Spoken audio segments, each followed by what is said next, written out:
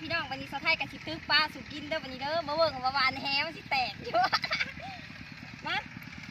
เลยตะก้องมาเบิ่งใกล้ๆกับเอาไปไหนปลาไปทางไหนขึ้นมาตะเบียกไม่เมื่อยได้กินแนวแซ่บๆมีเลือดแป้งนะบ่บ่าวซุกโอ้เลือดแป้งก็มี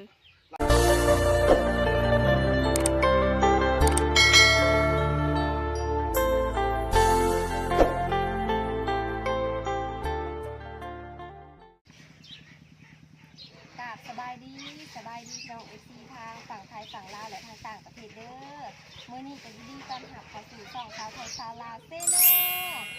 มื้อนี้อยู่หายอยู่หน้าคือเก่าเด้อพี่น้องเด้อบ่ไปทางใดดอกน้ำหายน้ำหน้าต้องอยู่หายอยู่หน้าอันนี้แม่นล่างถ้วยที่ว่ากิน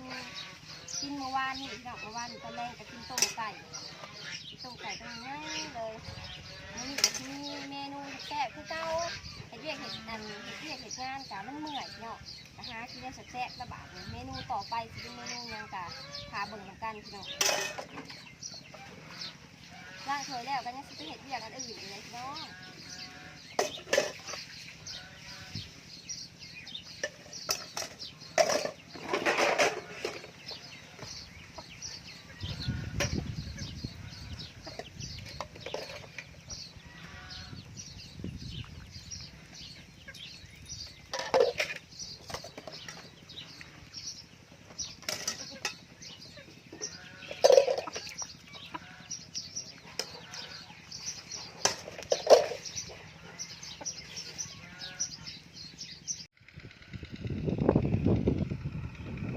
ปีนี้ก็หยอดเอาปะทงพี่น้องเอ้ยบ่มีคนมาดำหายดำนาซอย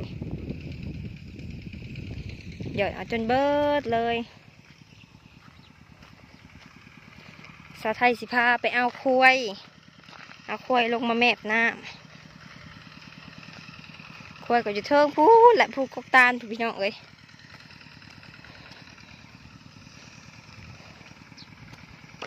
ผู้มาไทยกะบ่าวสุกบ้านนาแล้วก็หมู่เพิ่น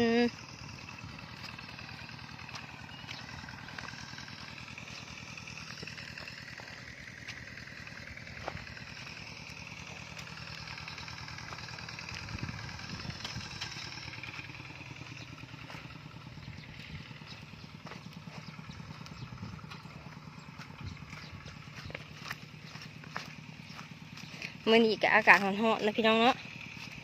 ร้อนอะลีร้อนอะหลอฝนบ่ทันได้ตกก็ดีใจเป็นแนวหนึ่งกะจังบ่หนาวเขาจังบ่หนาวเพราะว่าเฮาหวานไปแล้วย่านน้ำมันขังเลยฮะเฮาก็สิยากอีเนาะยากเป่งอีกยามนี่ก็เหมาะที่สุดเนาะในการหยอดเขาหยอดก็หยอดแต่หัวปีแล้วแหละพี่น้องปานนั่นหันฝนยังเทลงมาใส่เขาก็โฮมอยู่เจเดียวเป่งหน้าพี่ลุมเอ้ยเห็ดหน้าเผื่อสิได้กินข้าวเบิดแน่ๆกันละหนึ่งพุยกับแห้งปีนี้เห็นพุยหนึ่งลายพุยเล็ก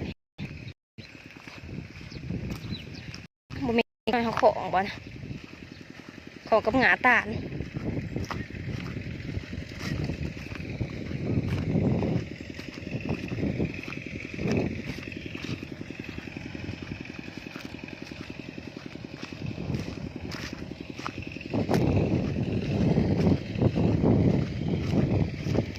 ผูกซีใกล้ๆเนี่ยได้พี่น้องพี่เดินพี่แหละ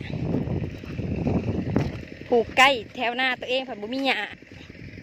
เพราะว่าไทยหยอดเบิดแล้ว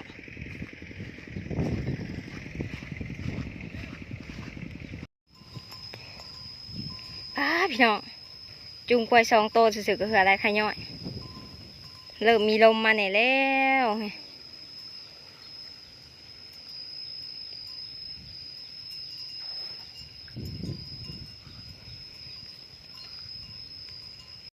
เบิ่งคลิปสะไทยยามใดก็มีแต่อยู่หายอยู่หน้ามีแต่เห็ดหัวเห็ดสวนนะพี่น้องFCจะเฝ้าเบื่อสะไทยเด้อพี่เด็กพามาเบิ่งภาพบรรยากาศอากาศอยู่หน้าเย็นๆร้อนๆเย็นร้อนปะปนกันไปพี่น้องอยู่ในห่มก็เย็นอยู่ดอกเป็นออกนอกแล้วก็เหือไล่ไข่ย่อยวันนี้เฮาก็สิเอาควายขึ้นแต่แมบน้ำแล้วก็ไปผูกไว้อยู่แถวพูนเนาะโพนโกกระบกผู้แหละพี่น้องขณะสะไทยมาจุงควาย2 มืออัน2 โตซื่อๆที่นี่มือเดียวนี่กระเซิร์ได้แม่สะไทยเลี้ยงอยู่เบิดมือเบิดเว้นนะพี่น้องเนาะ เอาโคยมาผูกแล้วพี่น้องบาดนี้ก็สิไปใหญ่งัวเด้อบาดนี่แม่สะไทยหาผูกงัวแต่หัวปีพี่น้องตีแต่พอบ้านบ่ประกาศแม่สะไทยผูกโลดเนาะอย่าไปก่อกวนหรือว่าสร้างความเสียหายให้คนอื่นนะเพราะว่าเฮาเองกะยอดคือกันเนาะอ๋อพี่น้องบ่ปลาซิวเห็นบ่พี่น้องหาปลาบ่นะพี่น้องโอ้ยปลาแต่หาพี่น้องในโหมใหม่นะคะมันยุมันนี่เดี๋ยวป้าเอาแหน่งมาสอนเอาเด้เนาะเอาแหน่งมาสอนอันเอาขึ้นไปก้อยได้ปลาซิวนี่คือสิขักเนาะพี่น้องฮ่า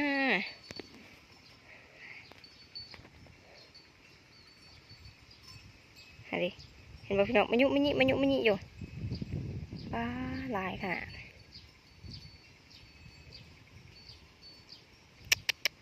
เอาแหน่งมาสอนเอาเป็นอย่างเด้เนาะเขาเอิบเราหมากพี่สังพี่น้องเบิ่งเพลินไปเพลินมากกะว่า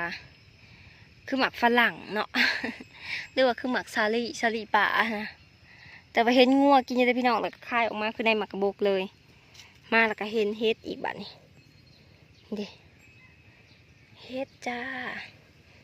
กระบอกหูเฮ็ดยังคือกันได้พี่น้อง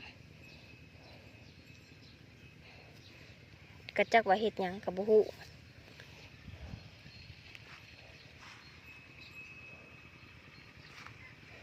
ลายจะแทได้หมากอันนี้ว้าวอยากไปอยากมาแล้วก็เลาะไปเลาะมาเลาะดิ่งอยู่เท่านี้มาหาส่องอยู่โพนบางเถื่อมีเฮ็ดบางเถื่อมีเฮ็ดออกคือเขาโพนปวกมีดอกเห็ดนะพี่น้องเห็ดเบื่อ ปะบัดนี้ก็ได้เวลากลับเที่ยงแล้วบัดนี้ไปหาเห็ดกินต่อให้คนที่ว่ามาไทยหุดไทยหน้าซอยเนาะตากับเขามือนี่ไปตะแสบเนาะบ่าวสุกบานนาตะแสบขนาดมามีเขียบหมูพร้อมอีกอย่างอะไรค่ะต้มเพี้ยอันนี้หมาเพี้ยตำเส้นรวมตำซั่วมีแต่แนวขักมาพี่น้องวันนี้สะไทยกับชิตึกปลาสุกินเด้อวันนี้เด้อมาเบิ่งว่าวานแฮมันสิแตกอยู่มาเอาเลยตะก้องมาเบิ่งใกล้ๆก่อนจะเอาไปไหนปลาไปทางไหนมึงได้มันสิได้ก็ว่าแล้วมันบ่อนวิทย์อยู่บ่ดีจับตาเบิ่งดีๆเด้อ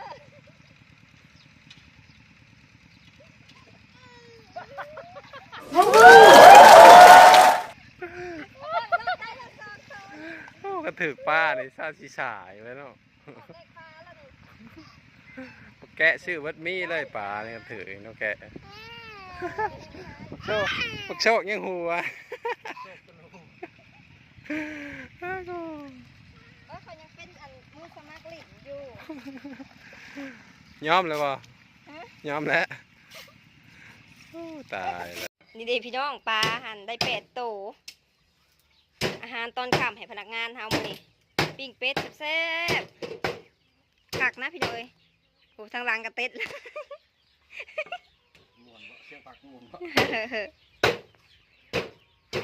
ปิ้งเป็ดพี่น้องเอ้ยขึ้นมาแต่เบียกไม่เมื่อยได้กินแนวแซ่บๆมีเลือดแป้งนะบ่บาซุกโอ้เลือดแป้งก็มีหลับเลือดโอ้ตามกระปุ่นกับตะเว้นนี่ยังกินบ่หมดอยู่